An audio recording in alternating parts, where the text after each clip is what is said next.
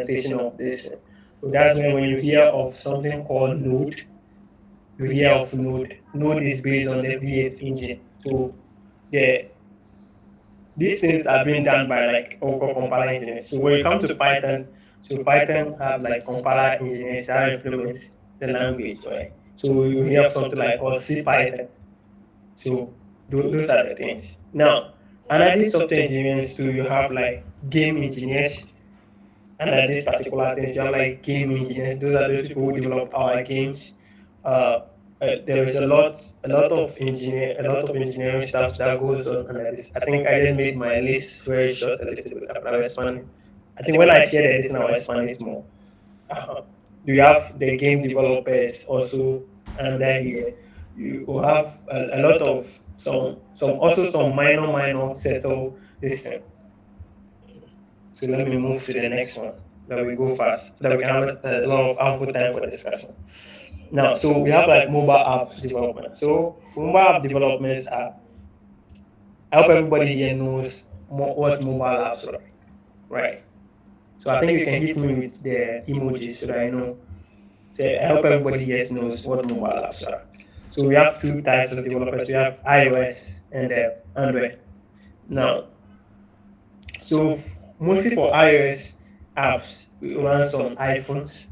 So there are developers that done that, and mostly they write. Let me be specific a little bit here. So mostly the iOS apps are written in Flutter, which is the language is Dart, then Swift, then Objective C. I think Apple have removed Objective C in a way, kind of a way, but mostly that is what is used. Those three main languages. Now for Android is apps for Android. Mostly it's written in Dart, so Flutter, React Native. I think React Native also have the same, which is like JavaScript. React Native have the same for iOS too. React Native. Uh, for Android too, we have that React Native, which is like Flutter. That is for Flutter. So React Native is like JavaScript. Then we have Java, Kotlin. I think Kotlin just came on the scene for some time now, and yeah, that is mostly what they do. So you have, if let's say you want to be a native developer, so they have a term for like native developers. So native developers are like they use Java a lot, but now I think Android is moving from Java to Kotlin most of the time. Okay, so let's move on. So for data science and data analytics, so mostly this is like a field where you do mostly analyze data and present data to maybe your company or a group of individuals to make decisions, right? To make decisions. Mhm. So in this particular field is mostly on a basis of, oh, okay, this is data coming in. So what can we do with this data? Or what do we want to make sense of this particular data? Find out what actually this data does and how does this improve our company services or add value to our company. So those are those things that we have. And in this particular field, they analyze a lot of data trying to see, oh, okay, we are having this data coming. How can we make profit or how can we help better our customer service or our business or our products? Right? I think if you have any question, you can just use your so there is a hand this thing, so you can just use that one to raise your hand so that I address some of these questions as I move on. So artificial intelligence and machine learning. Now, so in this particular field, is where we do more of understanding. There is more of understanding of how to help machines have a sense of the world and and also how to use machine better or make them smarter in a way in terms of the data you have or in terms of some general tasks. So under this particular field, you have machine learning engineer, you have we also have like AI research. Then there are some other sub fields beneath this. So we also have like deep learning engineers under this particular desk. So it's just like it's trickled down. So we have reinforcement learning, people who does reinforcement learning. And at this particular field, you have what we call prompt engineers. So what they do is like when you look at ChatGPT now, so with ChatGPT, what you do is you do prompting. So we have people who are experts in like prompting. They can be able to prompt the GPT models or machine learning models to do some certain tasks, and and be able to achieve what they want, or actually get closer to a particular result. Uh, that's like what prompting is mostly about.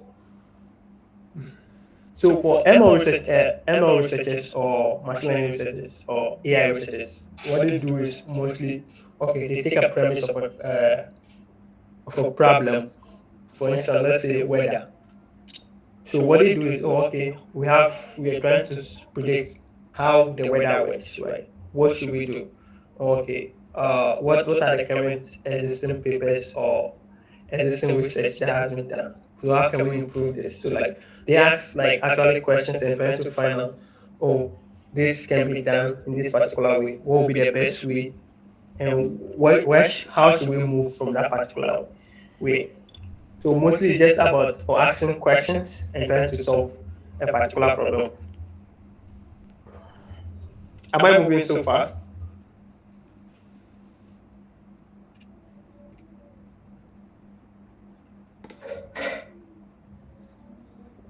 I can also see my footnote. So for this particular thing, it's mostly about security. So we have like pen testers, we have ethical hackers, and we have cyber security analysts. Right. So what they mostly do is trying to see. So for pen testers, the pen testers just try to find out what are the security holes in a particular software, and what are the security issues that you have. I think the people who entered early were talking about uh, using authentication services, which are built by third-party service, and using your own authentication service. Now, and we talked about that. So what happens is when you have these particular people in-house or in a company, what they do is mostly to try and find out what are the security issues that you might have or what are the advancements in security, or what are some of the penetration, or what are some of the hacks which has been done, and how can we improve our system. So that is what they do. Some of them write reports on, oh, okay, this breach happened, this is what we should have done, and this.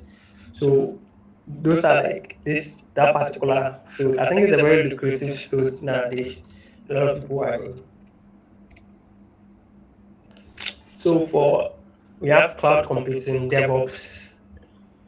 Now, so we have like cloud engineers and DevOps. So these are actually the people when you have like your server is down, you talk to. These are people where they help you deploy, manage your service in production, or this particular field. That's what they do. They help manage service in production, and also like or anything relating to production, or let's say development and testing in that particular regards. They are the people responsible for these particular jobs. Engineers are the ones responsible for that. They make sure that, oh, okay, the codes you are writing, how are you testing the codes? What when it hits to production, how are you doing? How do a minute? Okay. So how do this affect us in production? How are we saving costs in production? So they look at those particular stuff. What happens in production?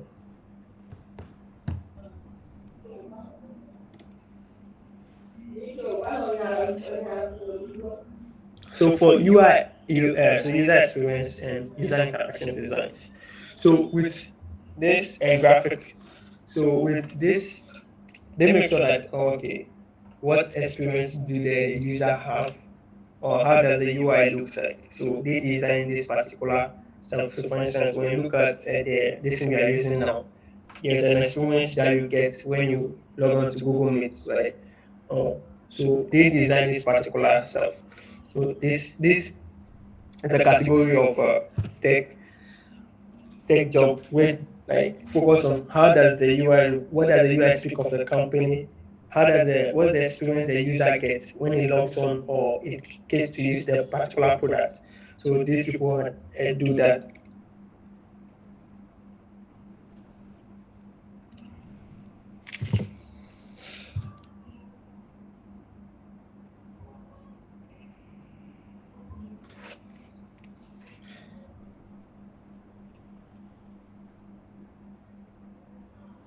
Can Hi. can you hear me? Hello. Okay. Okay. Thanks. So blockchain and cryptocurrencies. So mostly blockchain developers. I think everybody here have known of Web3. So these are the people. So these are the people responsible for developing smart contracts. Like so, contracts are just like a way to put something on a blockchain to without you maybe without a third party, you can be able to ensure that there is a safe transaction between users. Nobody gets cheated out of anything. So these are the group of engineers. Finally, I get to like. So these are a group of engineers that make sure that that is done. So for instance, these people help. For instance, when we look at Ethereum, so this is a group of engineers that do that particular development.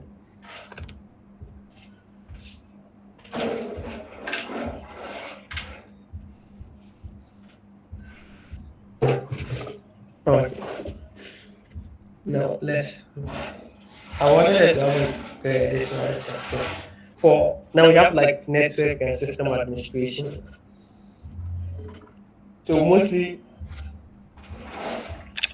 for this network and system administration, so they are responsible for the systems on online. Like for instance, if you are in UMAT or you're going to UMAT, you see that we have an IT unit, right? So they make sure that okay, this these services, our internet services are running in the school or our in most universities. So they make sure that our internet services are running, our systems are running. For instance, the servers in the department levels are running. So these are like that's the most of the most particular about their jobs.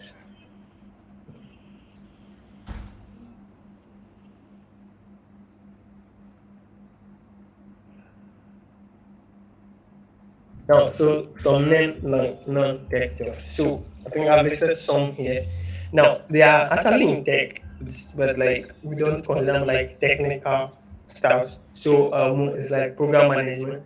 Program management is kind of dicey in a way because it can be under tech because some companies require people to be fully aware of what is going on in their team so that they can manage well. So like you must have like technical know-how to be a project manager. But sometimes it's not that necessary. You can be a project manager without a technical know-how of what is going on. But you also just make sure that we have the end goal reach.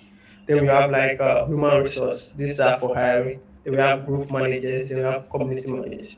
Now I think we'll come back and talk more about this because this particular stuff is important because you don't even necessarily need to learn how to code or understand a little bit about code or to understand a little bit about code to do this particular kind of jobs, right? Now, so how to make choice, how to make a choice. Now, so I think now we are at the main part of the talk. Now, so which career is right for you? So this is a little bit more generalized. So the schema, this is like a little bit more generalized. This is a little bit more generalized. So it applies to I think almost a lot of stuff, but we are going to use it for like tech. Now, so the first point here is like exploring your interests, right? So hello. So if let's say you can hear me, just use the reactions like the emoji so that I know that yeah. Oh, okay. Yeah. Right. Uh Kelvin. So can Emmy Brown talk so that I think she wanted to ask some question. Is it she or is it he? I don't know.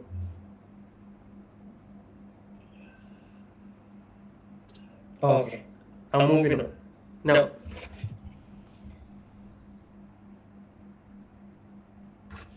so exploring your explore your interests.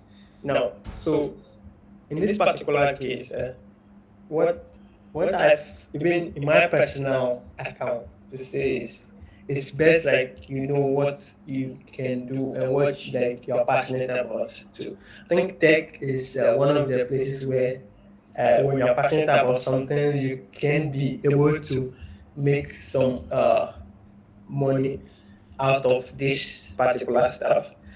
But one thing also is this: there are some particular fields in tech also which requires a great deal or a lot of amount of experience to do. For instance, when you look at let's say compiler engineers or compiler designers, so that particular field requires for you to be able to develop, let's say, a useful or be part of like a useful thing. Let's say, for instance, LLVM.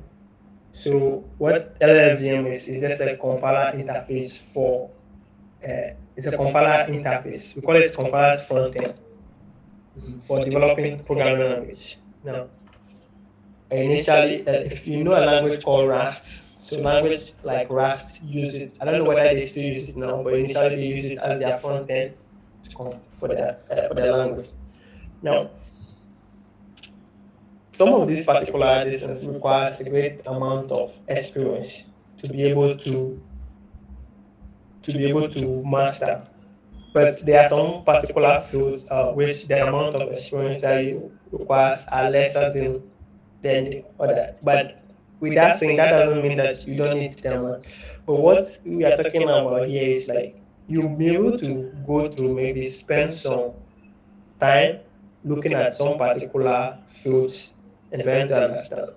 So I think one one advice I can give here is like so for instance there is a if let's say you're doing a more technical stuff, there was a course called Teach Yourself CS. So it's like a compilation of courses where this one actually goes for people in level 100 to uh, I think level 100 to 300, 300 will work. So there's a compilation of courses where you see from compiler designs to programming languages to uh, data to databases. So this is like mostly for software engineering to databases. So where you can learn a lot of this particular stuff. So it would be nice if let's say you can have experience with a small encounter where this particular things like you do a little bit of data analysis, you do a little bit of this to see which one suits you most, right? So you see which one suits you most. Where do your interest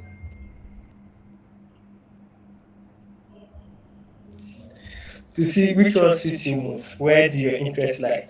Now, another thing also you have to look at is your personality type, right? So you have to know, oh, okay, could you be able to handle this particular stuff? Will you be able to,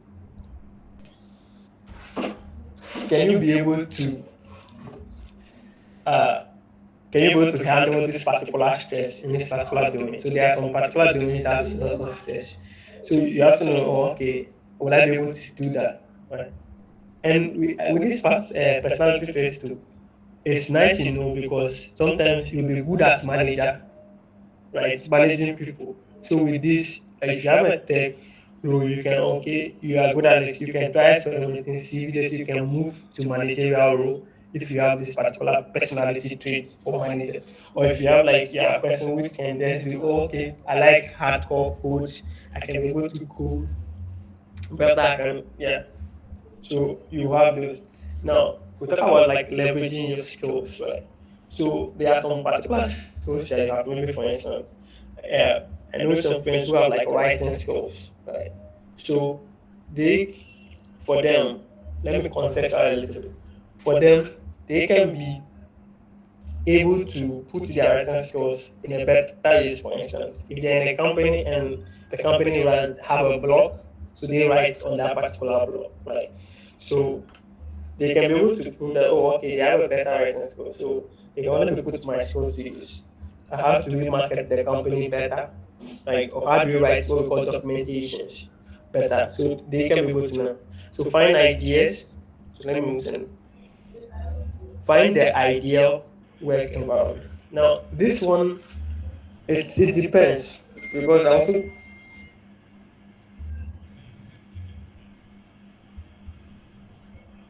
this one depends. Why I say that is this. I had somebody said this, a quote from someone. They said, "You are not promised a good working environment, right? Right. It's not a promise in your hiring, or it's not a promise in your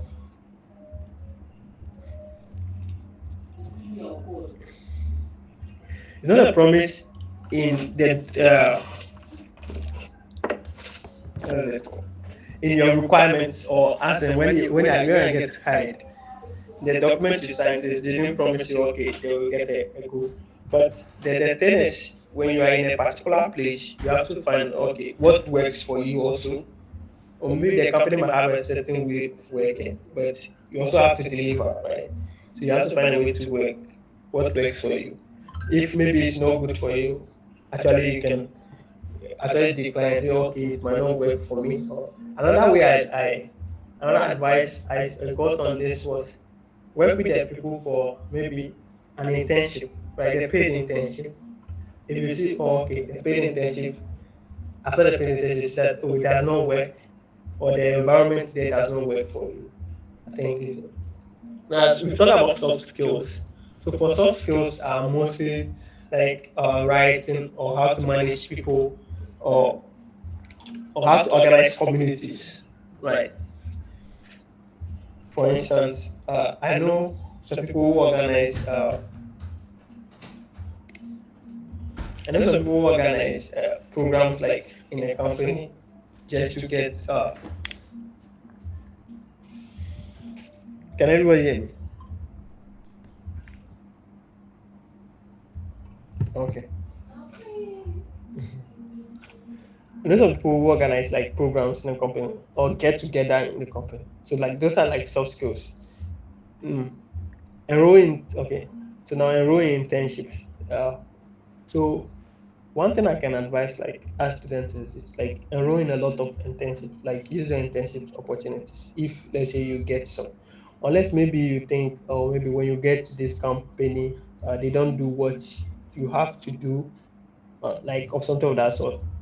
Apart from that, I don't know. But I think if let's say you have to do maybe like mostly software related stuff, there is a way you can find internships. And I think I'll find a way and link send the links to you guys so that the link will be will be sent around. And another thing also is uh you talk to maybe your past seniors and see if maybe where they are working and they can give you internship roles. You can get internship roles.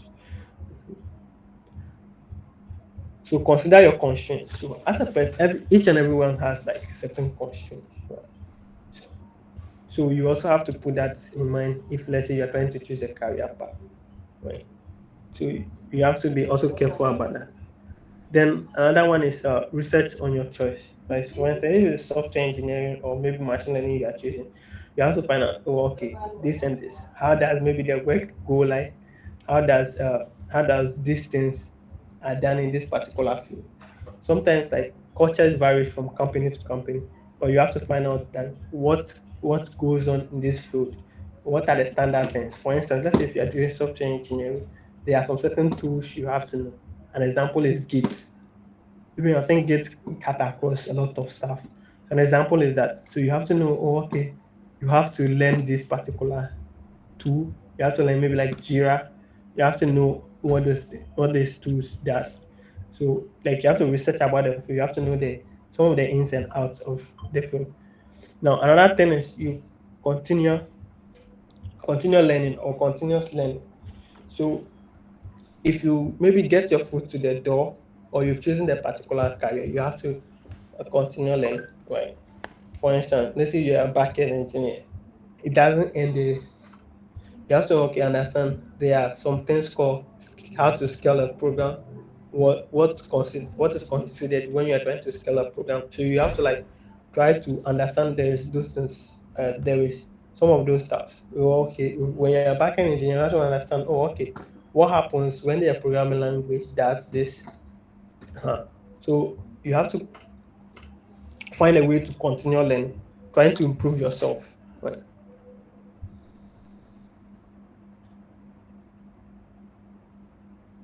So thank you. I think now we have. So the main part of this is the Q&A session, right? What I've talked about is more like general stuff. So if we don't get to discuss some stuff, it will be very, should I say, very bad in a way because of implementation of what I've talked might differ.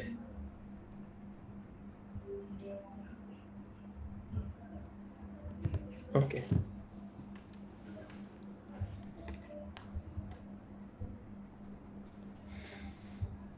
So I think I'll hand over to Kelvin so that I also want to talk about some stuff before we go on.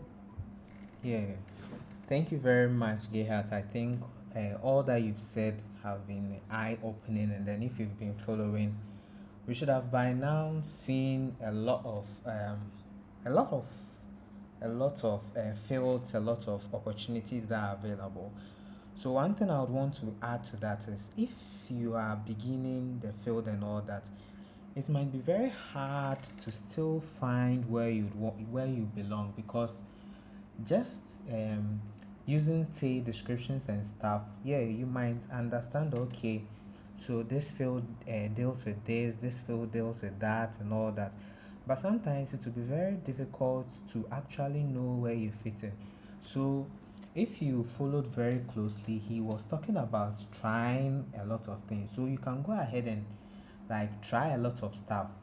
It's not like it's not a matter of you wasting time trying to figure out how everything works, but it's a matter of you trying out things and then finding what suits you best. Because at the end of the day, if you're able to find what suits you best and stick to that, it's way better than using like say following description to do something and then at the end of the day you go in for a while and then you realize that this is not for you. So it's not, don't consider it time wasting when say you are trying out a lot of things. Today you can set up, okay, so I'm going to use this 3 months period to see what fits me best, to see what suits me best. Then you get started. Okay, so I heard about this cybersecurity and all that. What's it about? You do your research, you do your readings, you watch people talk, you question people, you ask people questions and all that to understand what they think about the field, what they think about the industry. It's just like you biting apple. So you take it, you bite it small. If you like it, you hold on to it. If you don't like it, you put it down and go and take another apple and bite. It's not a sin, right? It's just a matter of you taking time to know what is best for you. And then when you're also deciding on these things, you should also look at where you are from. So considering where we are from, we are in Ghana, right? And you know that, okay, although there are a lot of fields, if you really consider where you are from and all that, you realize that, and do your research and stuff, you realize that this country that I am in, if I go and learn so so and so and so, and then at the end of the day I end up here, it will be quite difficult for me to get, say, a job. If it will be quite difficult for me to get a job. So in such situations as well, you should also try and understand like your environment and all that. If someone if someone some let's say if someone in the US is going to do a course on, say, if someone in the US is in a US university, and then he's reading a course about, let's say, history and stuff, and you are in Ghana reading the same program, history, at the end of the day, the opportunity that he has to like get a career in history over there is more than yours. You get it? So you can't just stand up and say you are going to read history when you are in Ghana, because at the end of the day, where are you going to work? Who is going to employ somebody doing history? You understand? The person who even read economics in the university is still sitting at home, and you are going to read history. So how do you intend to get a job and all that? It's the same thing in tech. It's no different. So you realize that in Ghana, let's say, let me give a vivid example. Let's say you learn web development and stuff. Every day Haptel is hiring web developers. Every day a company is trying to get their website online and stuff.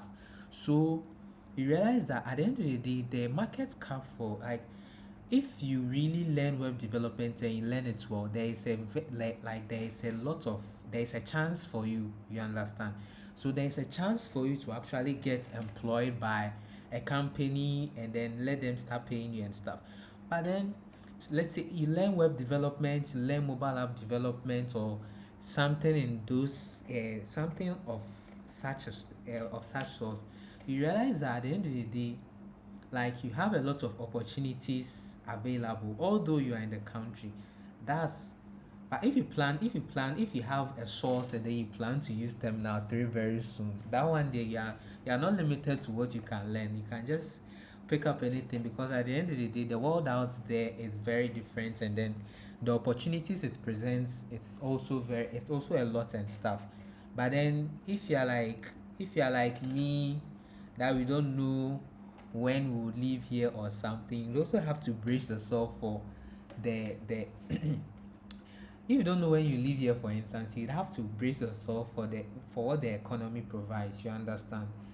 So you don't say that, okay, this thing looks very interesting, and then that's why you'd have to spend some time doing research. That's why you'd have to spend some time reading. That's why you have to spend some time looking for the jobs for that particular thing in your field. When you use an app like LinkedIn, you can go on LinkedIn and search, okay, cloud engineer, and then you realize, let's say you search cloud engineer, and let's use an example. You go and search cloud engineer on LinkedIn, and then the country for the search result is Ghana, and then you get, let's say you get 5 results, and then you go and key in a web developer, and then you get 200 results. At the end of the day, what should that tell you? It should tell you that, look, the cloud engineer that you are searching in your country, no, there are only 5 listings, and then the last of them was 2 months ago. They posted it 2 months ago, so you can imagine. And then there are 200 for the other one. So that should advise you that, okay, this decision I'm coming to take, if I decide I'm going to go with cloud, then it's not going to be an easy thing, because at the end of the day, there are only 5 things, and then the last one was posted like 2 months ago. You understand? So those things should also guide your decisions, and it shouldn't just, although the passion and stuff should be there, like, you should know that, okay, you should be passionate about it. You shouldn't just also use like passion bluntly to make a decision. You should understand, okay, what are the economic factors, what are the job opportunities available for it, and all that. That's why you have to give yourself a period. That's why it's like, and I'm telling you, that period is not time wasting. Don't look at what others are doing. Okay, so we went on vacation, and already this guy has built this and that and that and that, and look at me. I don't look. Let that impress you to a point, but don't let that force you into making a wrong decision, because time wasted can never be gained. If you go ahead and make a bad decision right now, it will go back and haunt you later on. So you just need to sit down, get a book, get a pen, write down whatever that interests you. Do your research about everything you've read. You've seen from the slides a lot of rules, and some weren't even included. So you can imagine the rules or opportunities that are available. You understand? A lot of them available.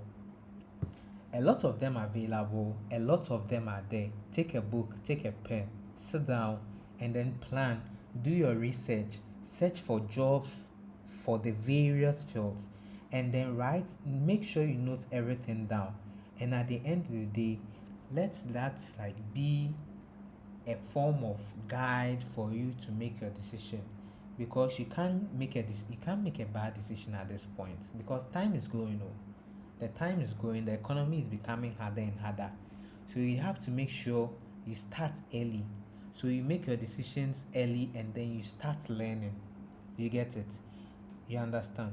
So all these things are some of the these are some of the things that you should also consider when you are planning to do something, when you are planning to take a decision and stuff.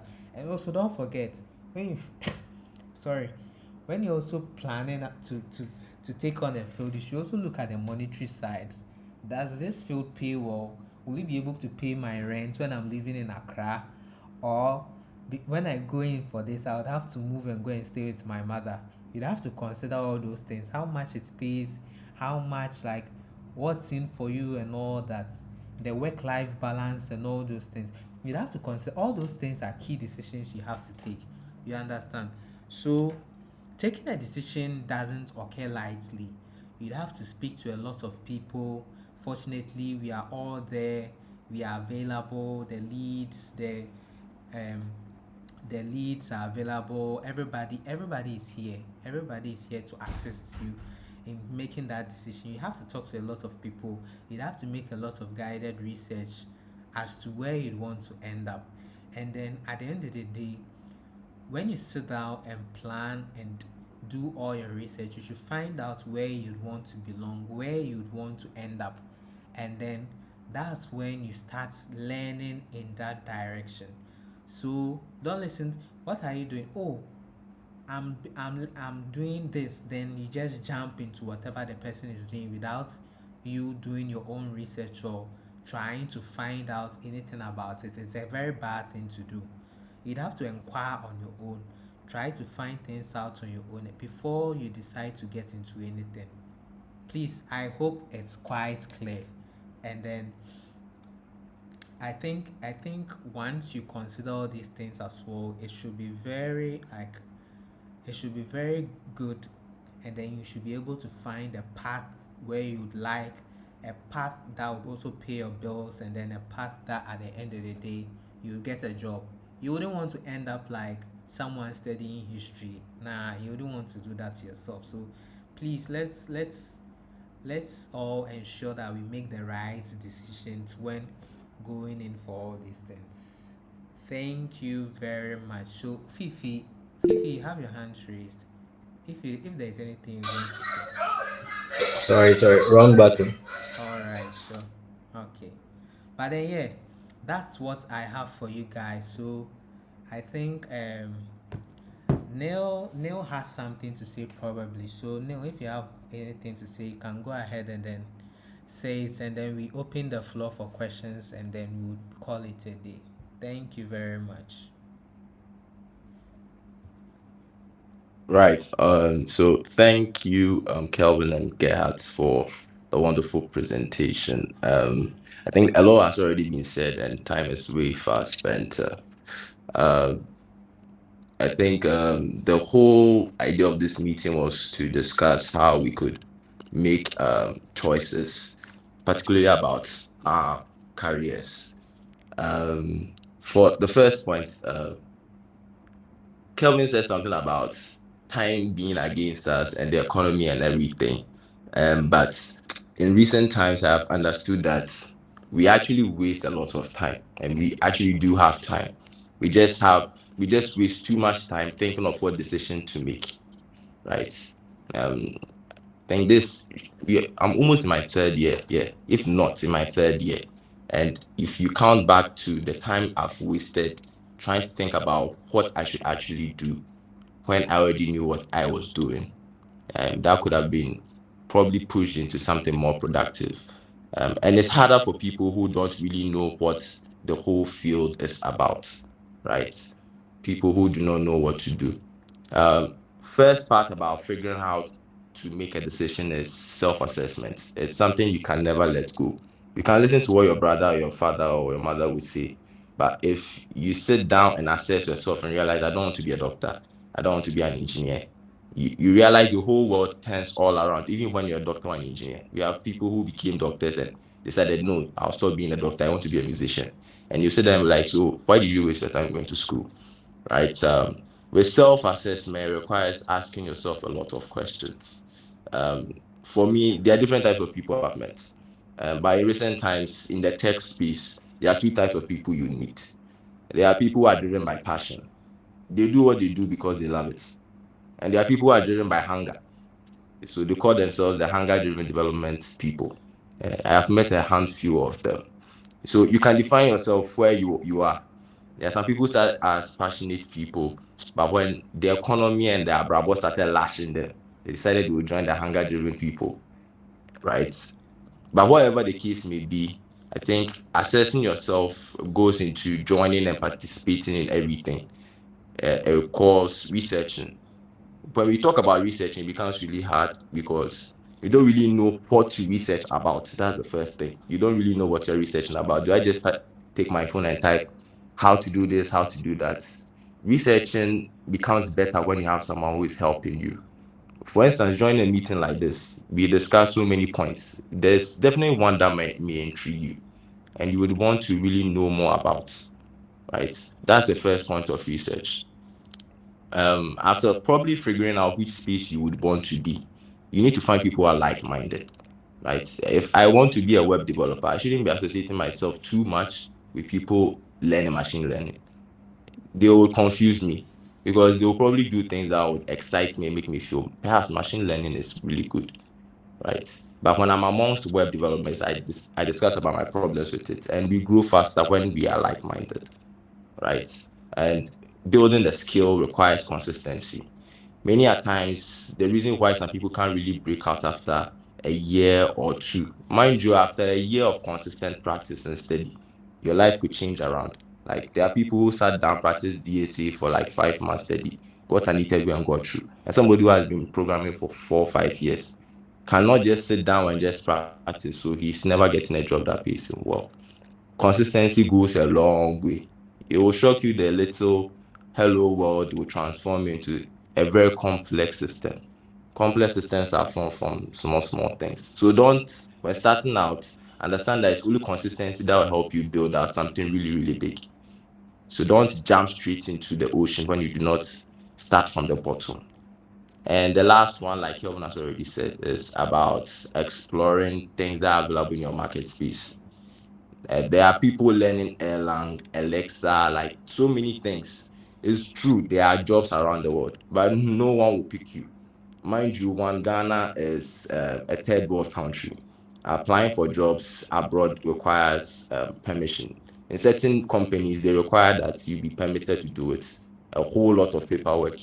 Getting a job in tech is really, really hard if you do not start well and find the right people. And getting a job in tech is not all about coding. Even the non-technical rules, you realize you spend so much time on the technical parts, and then you can't talk. When they invite you for meetings and they ask you to discuss something you implemented, something you did yourself, you can't really talk because you didn't really pay attention to the non-technical skills aspects, right? My advice would be don't rush. Yes, don't rush. Take your time and practice. I think that's what I have to say. All right, thank you very, very much. I think we are almost close to time, and then at this juncture, we would open the floor for any questions you would have. you've been thinking, you've been sitting down and thinking about a path for quite some time. If you have any questions at all, you can raise your hands and then I call you, then you ask your question and then we try to get you the best possible answer. So yeah, the floor is open. If you have any questions, kindly put up your hand and then you get called. Thanks.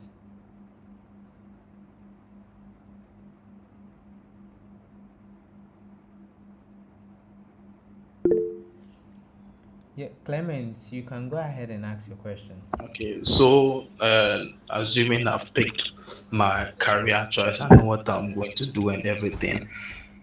Uh, I don't know how this club will help me in that. What's this club going to do?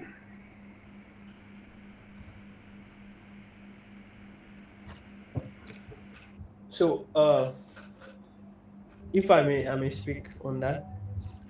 Mostly the club is organized to or and train you. Like they actually have like some training sessions and provide, let's say for instance,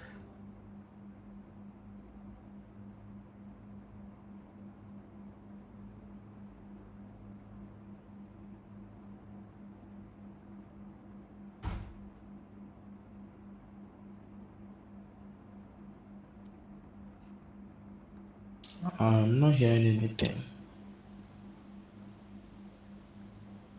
I think his connection dropped.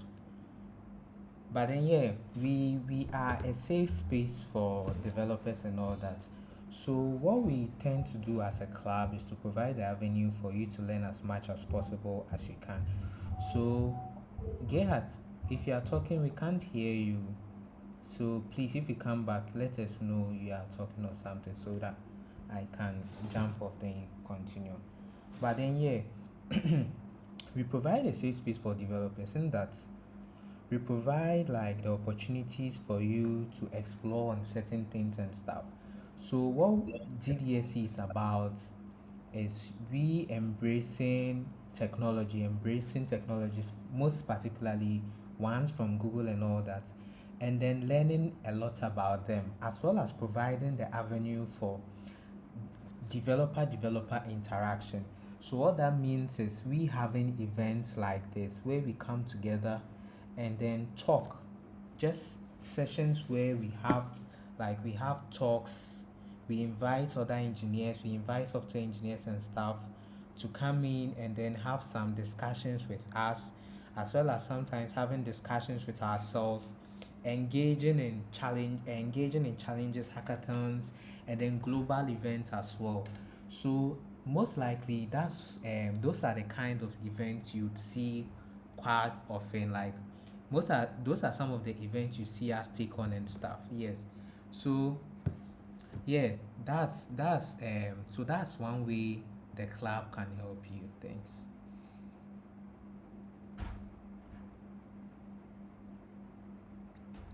Clement, I hope that clarifies your question a bit. Yes, I'm better. Thank you. You're welcome.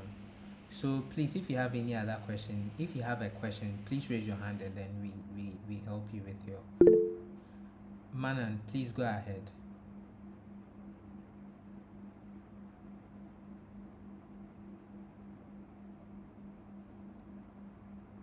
Abdul, please, you had your hand raised. If you have a question, please go ahead and ask. Oh, sorry, I thought I muted. So, thank you very much for the opportunity. So, my question is that after doing your research, identifying, let's say, places of interest, what's the first step to take? I mean, to get yourself involved in such area, because mostly people take first steps which are not right. So, what as a first step you recommend would be the best way to get into that field? All right, so Neil will answer your question. Neil, please go ahead. Right. So from past experiences, jumping in straight after research didn't really help. It requires planning. You need to actually have a plan. Mind you, there's no definite plan, there's no definite roadmap anywhere that will define what you need to do at each point in time. But you can have the things that you need to probably learn. Let's say I want to learn networking. I can say, oh, today I'll learn this, tomorrow I'll learn that, I'll learn this, I'll learn that. That will get you frustrated, you will drop. But if you have a list of topics that you have, then you have a plan on how you want to learn them. That way you go ahead, right? So having a plan goes a long way after research. Whenever you're researching, pick out points that would help you make a very good plan. I think that will help. All right, so I think Gerhard has something else to add to that. So Gerhard, please, you can go ahead and. So I think one thing also you should consider is if let's say you have a plan, you should also consider maybe taking a course, right? Or if that is like convenience for you, like taking a course, right? So mostly these courses are organized, right? Like they are okay, you are moving from this side to this side, you are moving from this to this, and this is like what you do, right? So there's a kind of a structure to it.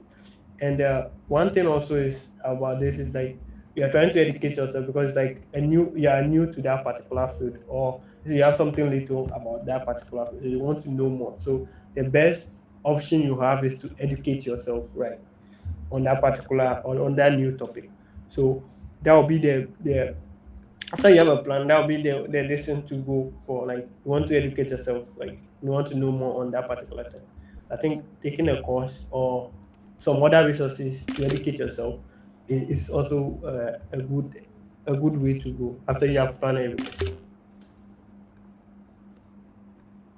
All right, I think. Manan, please, we hope that that clarifies your question.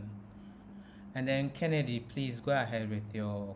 If it's a question or an addition, please let us know. Yeah, okay. So it's just the same thing Manan spoke about. After having a plan, I think it's very necessary to actually contact people who friends who you think are ahead of you in that same direction, and then you can ask them to review your plan. This is my plan. This is what I want to do. What do you think I am not doing right, or what do you think can help me? And then you ask for their advice. I think that's way too. People who are ahead of you can help you so that you will make the right decision. Yeah. Yeah, no, Henny. Yeah, mentors. If you can find a mentor, it really helps. Somebody who's an industry expert. I think we'll drop resources on how to find good mentors too. There are a lot of mentors around who will be willing to help you out. So yeah, mentors could also help. Gerhard, I think this question has really gotten a lot of contributions. Gerhard, please go ahead. Yeah, so like I don't know, I'll have to talk about the mental thing. I think the mental thing, a lot of people abuse it. Like now, for instance, you have to know that the mentors also have something doing right. So I always like I always advise like let's say you have somebody like a mentor, you should have like something doing that you can present to the mentor. You don't go and ask the person this like should I say unnecessary things, right? Like let's say for instance you are working on something, right? Have the thing ready before you talk to your mentor. Or okay, your mentor says it like okay, he knows that okay, you are serious about the thing, he can also dedicate. If let's say you don't have anything, you're trying to beat maybe around a bush somewhere like that, it's like you're wasting the time of the mentor. So he can also drop it. So you have to like put in some effort before like you talk to your mentor. I think that will help a long way because nobody wants his or her time to be wasted. Yeah, I think that's also very very true.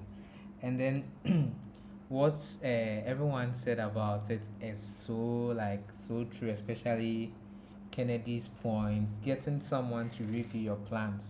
Your plans might not make sense. You understand, because probably there's someone ahead of you who passed through whatever you are now coming to pass through. So they know that okay, this thing that you've placed there, it won't make any sense. It doesn't make any sense, or it won't help you at that particular time. So shift it here or modify it this way or that way. That's also very, very crucial because two heads are better than one, like they say. When you get someone else to validate your plan, it's very, very good. Yeah, so please, if you have any other questions, kindly raise your hand and then let's get that one answered as well. Bernard, Bernard Kwesi, please go ahead and ask your question. Okay, so about the club, if I'm on this call and I've already filled the form, it doesn't mean I'm officially a member of the club. Yes, please. It means that you are officially you are a member officially. Thank you very much. Okay, and are we supposed to pay any dues or anything? No, no, no, no dues. If someone comes to you to ask for dues, then that person is not from GDSC. So please bear in mind Okay. you are not paying anything at all. Okay, okay. The reason why I'm asking is that I couldn't join early, that's why. Oh, okay, no problem. So, no dues, please. Anybody who comes to you for dues is a fraud. And then when you catch that person, beat that person, okay? All right. Okay. So, Demapo, please, you can go ahead and ask your question. Yeah, I was asking if there is a group like a WhatsApp group for the members because we don't actually get informations. I think one friend of mine posted the link, but I've already filled up the form. Oh, very, very sorry for that.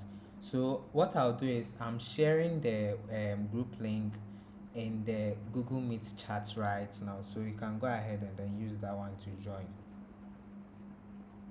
All right, thank you very much. You're welcome. I think Kennedy wanted to say something like,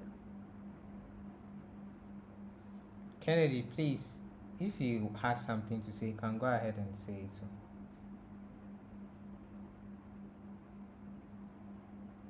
Demapo, please, you can go ahead if you have another question. No, please, say. All Okay. right. So, Kennedy, please. Mine is, So, yeah, it's a please, question. I have left the. So the thing is that you see, let me take this platform for instance, daily.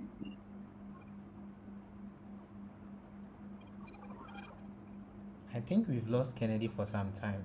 We've lost Kennedy due to network or something. But then, Yeah. I've left the. My question is, Okay, he's back. We lost him again. Kennedy, please, we are listening to you.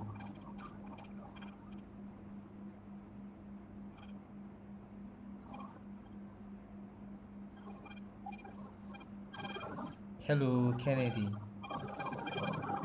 yeah, hello. Please, can you hear me? Yes, we can hear you now.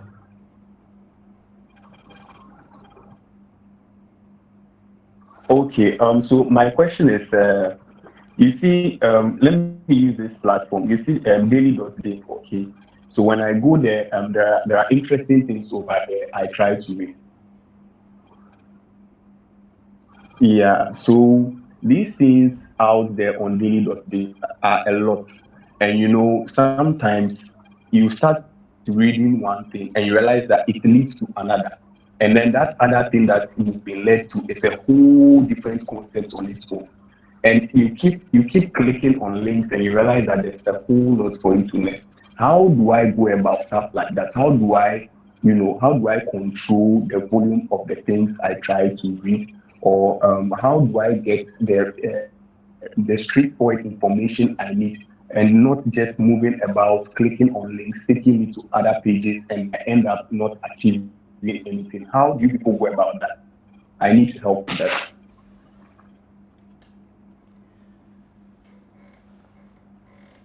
So, yeah, no, you can go ahead and get started. Yes, it's very true. In the tech space, it's not even just the tech space, in pretty much everywhere. When you are trying to really figure out where you are standing and you've not really found a place to put your feet, it's easily to get lost in the whole thing. Right? You'll be reading one thing, and before you know, I found myself reading certain books I'm not even supposed to be reading at this time. Probably most of them I don't even understand them till now.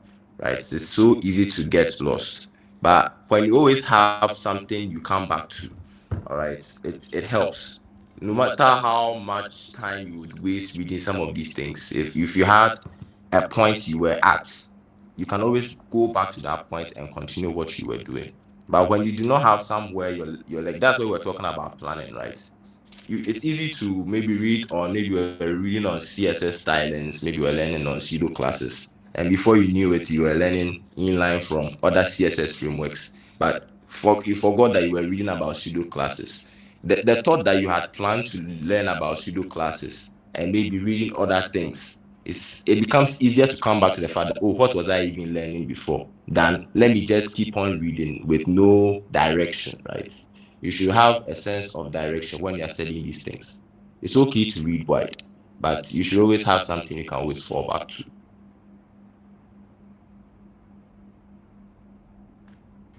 All right.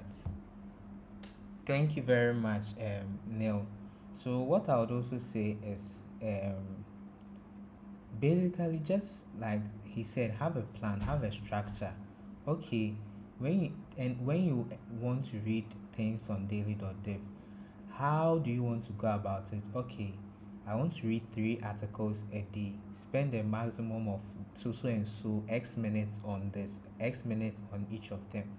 When you have this kind of limitations and stuff, it will cause you to read the necessary information you need, because sometimes most of those backlinks and stuff are to things that relates to whatever you wanted to go and read, and not particularly directly related to what you want to learn. So you might be reading on something, you might be reading on threads, and then they are just talking about, they just mention the word process or something and then link you to like how processes work and stuff. Didn't necessarily go there to learn about that. You went to learn about thread. So some of those things, when you have like a limit on the limit, a certain limit and a certain constraint on how you want to go about your reading, you wouldn't end up going too deep. Please, you are not a search engine to be crawling all the links you see on the web page. Just ensure you read what you want to read. If you're afraid that you go over the limits, go and search whatever topic it is that you wanted to learn about in ChatGPT, and then it will give you a very good summary about it as well. Thank you very much. So please, if you have another question, you can go ahead and then ask as we draw the meeting to a close. So a few more questions and then we are done. Okay, Bernard, please go ahead and ask your question. Is it too late to start? That's my question. Please, you said, I said, is it too late to start? is it too? It's never too late to start. It's never too late to start.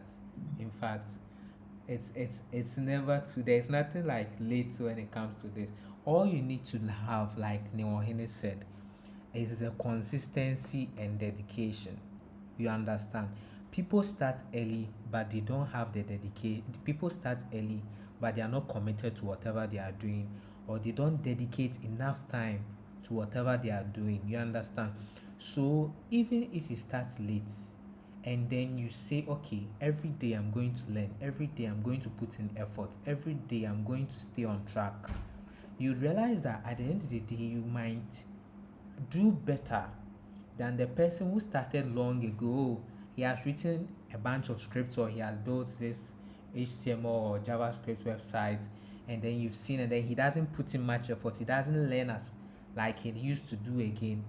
And then you start like now and put in effort, constantly learning, constantly asking questions, constantly seeking new efforts. It wouldn't surprise me that you do way better than those who have started. Like the key points here: consistency and dedication. Never let those two go. So it's never too late. Just get started, get on with whatever you are doing, and ensure you are consistent and committed to whatever you are doing every day. That's my 2 cents on your question. You're welcome, Bernard. Neil also has something to say. So Neil, please, you can go ahead. Actually, mine is a question. We've been talking about a lot of technical rules. Gerhard made mention of non-technical rules. How does the club help prepare people for non-technical career paths? So Gerhard, would you like to start? Okay, you get started and I come in. So for the lessons, like I think you can asked to be organizers, or I don't know, Kelvin can more. I don't know how you guys do the organization rules or this particular rules, assign this particular rules. But what I know is this: you can actually help out, right? To be an organizer, to be, and I think this one goes a long way. I know somebody who actually volunteers for a lot of these Python community programs, right?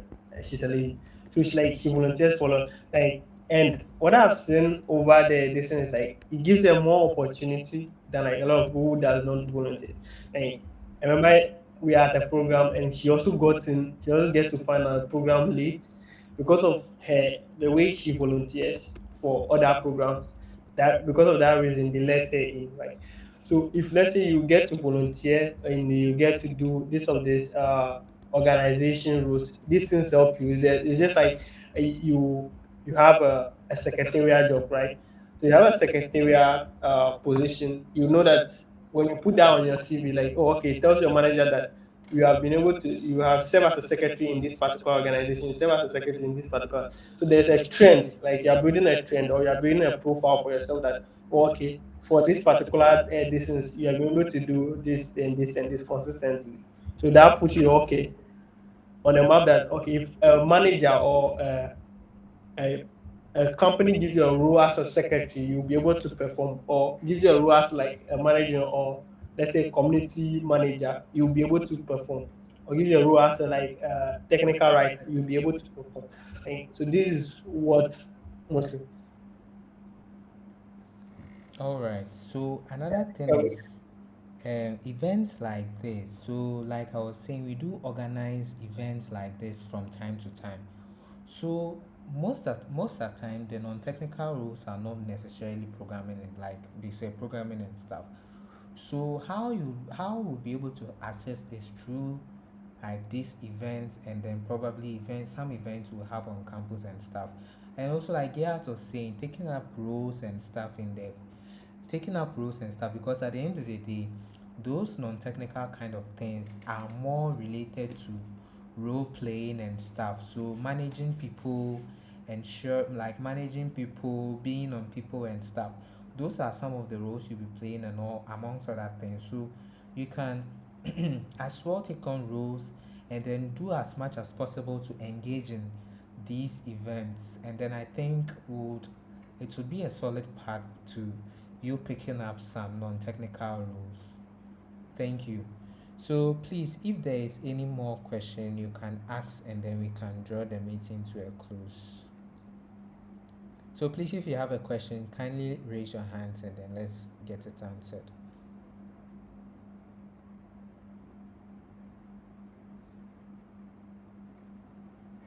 All right. So I think there are no more questions to be asked. So in case you joined in late, you can find the link to our WhatsApp group in the group chat. I'm dropping it again. So you can find it. You can find the link to our WhatsApp group in the in call chat. So you can click on that and then join us, and then we keep the discussions going there as well. So please, thank you very very much. Thank you, Mr. Gerhardt, for joining us and then taking us through these topics. We've been really inspired. We've learned a lot about them actually. So thank you very much for honoring our invitation. And then thank you guys as well for joining and then making this program a success. Thank you very much, and then have a wonderful evening. Bye bye. Bye bye. Thank you. Lawson, Oh, Lawson. Lawson, you have something to Also, what's say? the I think he was just raising his hand. But thank you guys very, very much. It's been wonderful having you. Thank you, sir. Have a nice day. You too.